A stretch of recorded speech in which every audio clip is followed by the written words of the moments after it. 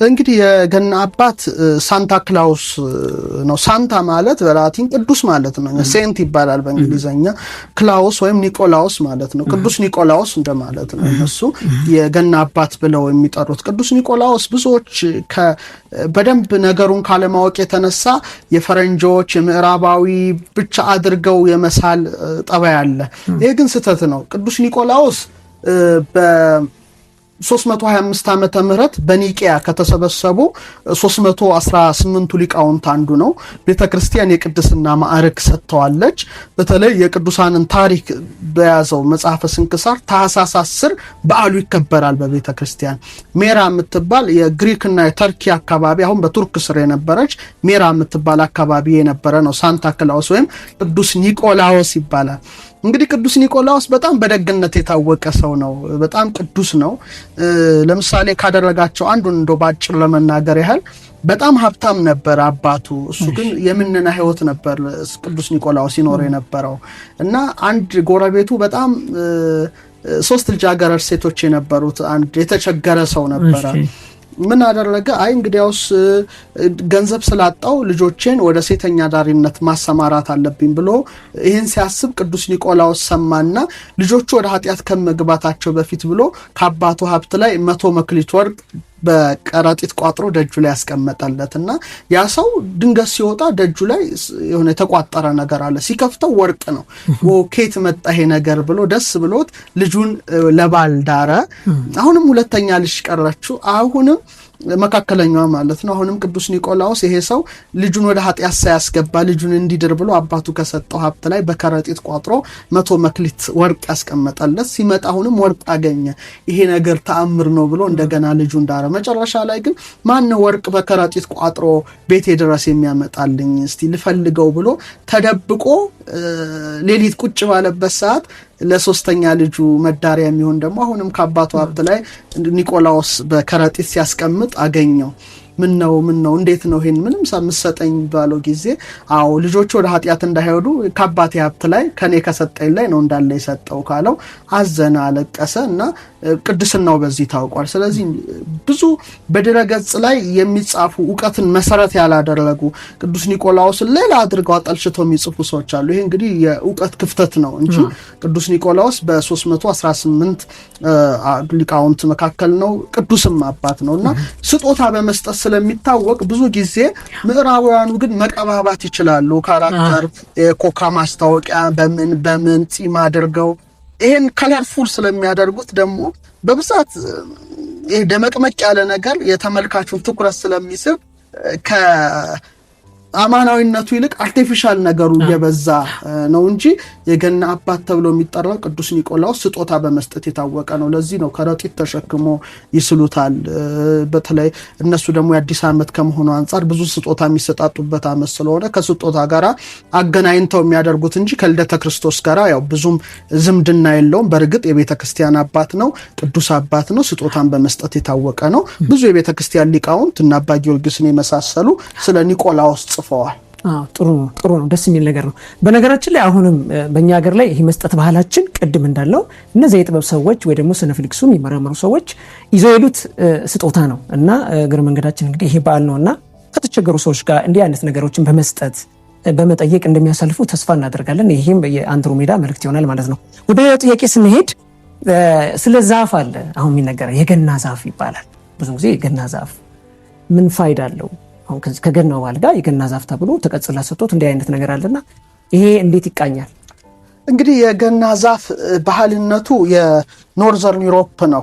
በተለይ የሰሜን አውሮፓ ባህል ነው። መነሻውም እዛ አካባቢ ነው። እስያ ውስጥ አይደለም፣ አፍሪካ ውስጥ አይደለም፣ አልፎ ተርፎ አውሮፓም ሁሉም ጋርም አይደለም፣ ላቲን አሜሪካም ሰሜን አሜሪካም አይደለም። ባህልነቱ የነበረው ሰሜን አውሮፓ አካባቢ የነበረ ባህል ነው። እነሱ በብዛት የዊንተር ፌስቲቫሎች ነበሯቸው፣ የክረምት ክብረ በዓላት።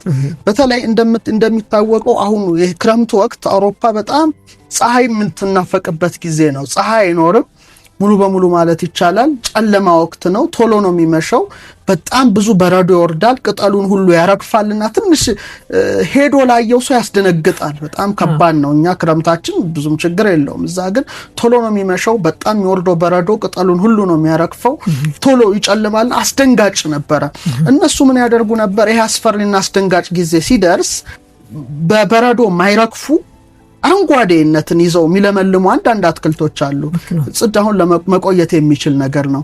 እነዚህን ቤታቸው ያደርጉ ነበረ ክረምት ፌስት እና ይሄ እንግዲህ ቶሎ ፀሐይ እስክትወጣ ድረስ የተስፋ የብርሃን የህይወት ምልክት አድርገው ነበር። ይሄ እንግዲህ ከክርስቶስ ልደት በፊት ጀምሮ የነበረ ነው። 1000 ዓመት ይቀድማል።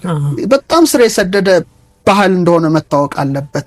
ከዛ በተለይ ደግሞ የሳቱርናሊያ ምኩራቦቻቸውን በተለይ በአውሮፓ ላይ ብዙ ጣዖታት ይመለኩ ስለነበረ የሳተርን መቅደሳቸውን በእንደዚህ አይነት አረንጓዴ የሆነ ነገር የማስጌጥ ስርዓት ነበራቸው። በተለይ በዚህ የክረምት ወቅት ማለት ነው። ታህሳስ በጣም ክረምት፣ ጥር በጣም ከባድ ክረምት ስለሆነ ነው።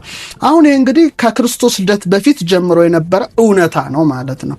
በኋላ ያው ከክርስቶስ ልደት በኋላ በሁለተኛው መቶ ክፍለ ዘመን አካባቢ የነበሩ ክርስቲያኖችና ሊቃውንት ይሄንን ባህል በጣም ይቃወሙ ነበር። ያው በአጠቃላይ አውሮፓ ላይ ዞረው ጣሊያንም ምንም ሲያስተምሩ ይሄንን ነገር ሲያወሮማ ላይ ይቃወሙ ነበር። በተለይ ተርቱሊያን የተባለ የነገረ መለኮት ሊቅ አለ። በዚህ በእኛ ጠልጠሉስ እንለዋለን። ምን ይል ነበር እሱ ደግሞ ይሄን ዛፍ የብርሃን ምልክት ለምን ታደርጉታላችሁ? ራሳችሁ እኮ ብርሃን ናችሁ፣ እንደ ክርስቲያን ብርሃን ናችሁ ለዓለም። ይሄን ለምን የልምላሜ ምልክት ታደርጉታላችሁ? ራሳችሁ እኮ ሰውነታችሁን ከኃጢአት ከጠበቃችሁ በጽድቅ የለመለማችሁ ናችሁ እያለ ያስተምርናቸው ነበረ። እንዲህ ሆኖ እስከ 5ኛው መቶ ክፍለ ዘመን ድረስ ዘልቋል። 5 እና 6ኛው መቶ ክፍለ ዘመን የዛሬ 1500 ዓመት ማለት ነው። ሐሳቡ ደግሞ ተለወጠ። በተለይ በዛ ዘመን የነበሩ ደግሞ የነገረ መለኮት ተመራማሪዎች ክርስቶስ እኮ ሲወለድ እጽዋቱንም ላይ ጭምር ለውጥ አምጥቷል። ለምሳሌ በተአምራት በረዶ ሁሉ ረግፎ ለምልመዋል ይባላል። ለምንድን ነው ማንጠቀመው የሚሉ ደግሞ ሌሎች ሊቃውንት አሁን እኛን አይመለከተንም በእርግጥ የኛ ጉዳይ ስላልሆነ ግን የነሱን ክርክር እንዳለ ማቅረብ ብዥታ ማጥራት ስለሚያስፈልግ ነው። ለምሳሌ አሁን ቅዱስ ያሬድ ምን ይላል በክርስቶስ ልደት ላይ ወጾ ገዳምኒ ፈራይ ዋስካለ በረከት፣ የምድረ በዳ እንጨቶች ጌታ በተወለደ ጊዜ የበረከት ፍሬን አፈሩ ይላል። ከኢትዮጵያ ሊቃውንት መጥቀሴ ነው እንጂ ያሬድ ክርክር ውስጥ ነበረ ማለት አይደለም። ምክንያቱም አውሮፓ ነውና በ6ኛው መቶ ክፍለ ዘመን የዛሬ 1500 ማለት ነው ክርስቶስ ሲወለድ ይሄን ያህል ተአምር ተከስቷል። እጽዋት ለምልመዋል። ስለዚህ ማንጠቀምበት ምክንያት ምንድነው የሚሉ ደግሞ ሌሎች የነገረ መለኮት ሰዎች ተነሱ፣ ምሁራን ተነሱ። በተለይ ጀርመንና ስላቪክ አካባቢ የነበሩ ይሄን ነበረ ይሉ የነበሩት። እንደውም እንደነሱ አስተሳሰብ የፓጋን ሲምቦልስ ለምሳሌ ከክርስቶስ ልደት በፊት የነበሩ ወይም በኋላ የነበሩ አረማውያን ለምሳሌ አረማውያን ምላቸው ጣዖት የሚያመልኩ ማለት ነው። የነሱ ምልክቶች ለምንድነው ተሻሽለው ማይቀርቡት ወደ ክርስትናው መልክ የማይሰጣቸው ለምን እንትንላቸዋለን የሚል ለምሳሌ አሁን ቤተ ምኩራብ የነሱ ወደ ቤተ ክርስቲያን መለወጥ፣ ዞሃል የሚከበረበትን ህዳር 12ን ቀጥታ ወደ ምን መለወጥ ወደ ህዳር 12 የቅዱስ ሚካኤል በዓል ሽፍት ማድረግ ነው። ምክንያቱም እነሱ የመጡት ከጣዖት አምልኮን ወደ ክርስትና የመጡት እንደኛ ከብሉይ ኪዳን ወደ አዲስ ኪዳን አልመጡም። ከዛ 5 6 7 8 ላይ የተነሱት ግን እንደዚህ መለወጥ አለባቸው እንጂ ሙሉ በሙሉ ድምጥ ማጣቸው ይጥፋ እንዴት እንላለን ወደሚል ክርክር አመጡ። ከነዚህ መካከል የሚጠቀሰው ቦኒፌሴ የሚባል ነው። በ8ኛው መቶ ክፍለ ዘመን ዛፍ እንደዚህ አድርገው በዓል ያከብሩ ስለነበረ የቶር እንጨት ብለው ያመልኩት ነበረ። ተርስዴ ኖርዌይ ነው እና እሱን ቆረጠባቸው አስተምሮ እና የመብረቅ ጣዖትን እንጨት ስላመጣ መብረቅ ይመታዋል ብለው ነበር። የመጣ መብረቅ አልነበረም። በዛ ምክንያት በሱ ቦታ ደግሞ ሌላ እንጨት በቀለ። አሄ ምልክት ነው ብለው ደግሞ ቤት ውስጥ ማስገባት ተጀመረ። ይሄ እንግዲህ እዛው ጀርመንና ስላቪክ አካባቢ የሆነውን ነው። መጨረሻ ወደ 16ኛው መቶ ክፍለ ዘመን ስንመጣ ምን መደረግ ተጀመረ? ይሄ ነገር ቢከለከልም ሰዎች ወደ በድራማ መልክ ማሳየት ጀመሩ። ልደትን ማለት ነው። በመጽሐፍ ቅዱስ ለማያነቡ ሰዎች ስለ ልደት ክንውን ተመልሶ ይሄ ነገር እንትን እየጨመረ መጣ ማለት ነው። በድራማው ምክንያት ምን ማድረግ ጀመሩ? በተለይ ከልደተ ክርስቶስ ዋዜማ የአዳምና የሔዋን በዓል ብለው ማክበር ተጀመረ። መታሰቢያ ማለት ነው። እና ሲያከብሩ ምን ማድረግ ጀመሩ? እነዚህ እጽዋቶች እኛ አሁን መመሰል ያለብን ወደ ገነት ዛፎች ነው የሚል ደግሞ መጣ ማለት ነው። የገነት ዛፎች ብለን እናስብ። በገነት ውስጥ ዕፀ በለስ አለ፣ የሕይወት ዛፍ አለ። መጽሐፍ ቅዱስ ዘፍጥረት 2 ላይ ያነሳል። ስለዚህ የሕይወት ዛፍ ኢየሱስ ክርስቶስ ነውና እሱን እንትከል፣ አፕል እናንጠልጥልበት። አፕል የዕፀ በለሷ አዳምና ሔዋን የበሉት ደግሞ የቁርባን ደግሞ ምሳሌ ጣፋጭ ነገር ደግሞ ዙሪያው እንደ ለውዝ እንደ ጣፋጭ ብስኩት ማንጠልጠል ተጀመረ ማለት ነው። እንደ 16 ሰብአ ሰገልን የመራውን ኮከብ ለማሰብ ደግሞ ቤተልሔም ኮከብ የሚባለው ላይ ከዛፉ ላይ አድርገው አስጊጠው መጠቀም ጀመሩ። ይሄንን እንግዲህ በ16ኛው መቶ ክፍለ ዘመን ነው። ያም ሆኖ ደግሞ እዛም ሆኖ ይከራከራሉ። ለምሳሌ አንዳንዶቹ ምሁራን ምን ይላሉ? ለኛ የወይን ሐረጋችን ኢየሱስ ክርስቶስ እንጂ ይሄ ዛፍ አይደለም ብለው ደግሞ ሌሎች ሊቃውንት እርስ በርስ እንደዚህ ክርክር ነበረ በአውሮፓው ማለት ነው። ይሄም ጀርመን ስላቪክ አካባቢ ውሱን ቦታዎች ነበረ። በጣም የደመቀው ደግሞ የታወቀው ግን እንግሊዝ ላይ እንኳን ከ1840 በጣም ቅርብ ነው እስከ 1850 ንግስት ቪክቶሪያና ልዑል አልበርት የነበሩበት ዘመን ነው። የጀርመኖችን ባህል ስለምታውቅ ልጆቻቸው ምናምን ሰብስበው ትልቅ የገና ዛፍ የሚለውን በአንቆጥቁጠው አከበሩ። ያ ለንደን ኒውስ ላይ ወጣ። ያ መነጋገሪያ ሆነ ሀገር ውስጥ። ከዛ በ2 ዓመቱ ደግሞ አሜሪካ ፎቶአቸው ወጣ። ከዛ ስር እየሰደደ መጣ ማለት ነው። ከጀርመን ተሰደው የሚሄዱ ብዙዎች ደግሞ ወደ ለያዩ ሀገሮች ማስተላለፍ ጀመሩ። ይሄ ነው እንግዲህ በስደተኞች ተስፋፍቷል በጣም ቅርብ ድረስ እና በ1890 አካባቢ ደግሞ ኤዲሰን መብራት የሰራበት ስለሆነ ክሪስማስ ላይት መደረግ ተጀመረ። እንደገና በ1895 ቤተ መንግስት አሜሪካ ቤተ መንግስት በዘመኑ የነበረው መራሄ መንግስት ትልቅ ዛፍ አድርጎ ክሪስማስ ላይት አድርጎ አከበረ። ከዛ በኋላ ዘመኑ ያው ቴሌቪዥኖች ምኖች የመጡበት ስለሆነ በመላው ዓለም በጥቂት ጊዜ ሊስፋፋና ሊቆጣጠር ችሏል። እንግዲህ ታሪካዊ ዳራው ይሄ ነው። እንዲህ አይነት ነገሮች አሉ። ሌላው የመጨረሻው ጥያቄ እንግዲህ ጨዋታ ነው እና ክቡራን ተመልካቾቻችን እንግዲህ የገና ጨዋታ ነው። እስቲ በገና ጨዋታ ላይ ብዙ የሚባል ነገር አለ። በገና ጨዋታ አይቆጡም ጌታ ይባላል። በገና ብዙ ነገር ተብሏል።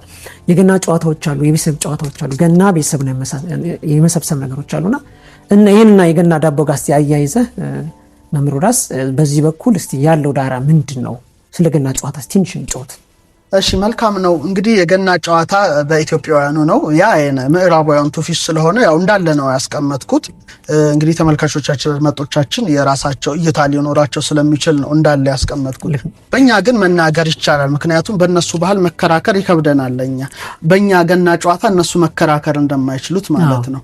እንግዲህ በገና ጨዋታ የገና ዳቦ በጣም የተያያዙ ነገሮች ናቸው። በተለይ ትልቅ ዳቦ ነው ለገና የሚደፋው። ከየትኛውም ጊዜ በበለጠ በትልቅ ገበር ምጣድ ከላይም ከታችም እሳት ተደርጎ በጣም ትልቅ ዳቦ ነው የሚጋገረው። እንደውም አንድ ምሳሌ አለ። አንተም ጨካኝ ነበርክ፣ ጨካኝ አዘዘብህ፣ እንደገና ዳቦ እሳት ለቀቀብህ ይባላል። በጣም እሳቱ ከባድ ነው። ትልቅ ዳቦ ሆኖ ነው የሚወጣው። ምንድነው ይሄ? ቤተልሔም ማለት ራሱ ጌታ የተወለደባት የዳቦ ቤት ማለት ነው። ቤተ ህብስት ማለት ነው። እንጀራ ቤት ዳቦ ቤት።